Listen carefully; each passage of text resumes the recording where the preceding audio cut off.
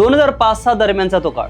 त्यावेळी BPL, हच, Tata Indicom, Bharti cellular म्हणजेच एअरटेल यांचे मोठेवाले सिम असायचे. त्याच काळात एका कंपनीचे जाडजूड टाईपचे कडक मोबाईल होते. सिम टाकला, मोबाईल स्विच ऑन केला की 2 हात यायचे, हँडशेक व्हायचं आणि म्युझिक वाजायची. आणि खाली नाव यायचं नोकिया. हो, मोबाईल फोनच्या विश्वातला बिग डॅडी नोकिया. बघा, फक्त नाव घेतलं आणि गेला तर थेट 15-20 वर्ष मागे. 80-90च्या काळातला असा एकही माणूस नसेल ज्याने नोकियाचा मोबाईल वापरलाच नसेल. गरिबांपासून श्रीमंतांपर्यंतच्या व्हरायटी असलेल्या नोकियाने एकेकाळी असा मार्केट जाम केला होता की बाकीच्या कंपन्या त्याच्या आसपास सुद्धा नव्हत्या. नोकिया जगातला अनडिस्प्युटेड किंग होता. त्याच वेळी चायनाचे मोबाईल सुद्धा चालायचे, पण नोकिया भाई नोकियाच होता. पण एक असा फेज आला आणि नोकिया सारखा दिग्गज मार्केटमधून गायबच झाला. आज नोकिया हयात जरी असला तरी जी उंची त्याने काही वर्षांपूर्वी गाठली होती ती आता तरी शक्य नाही.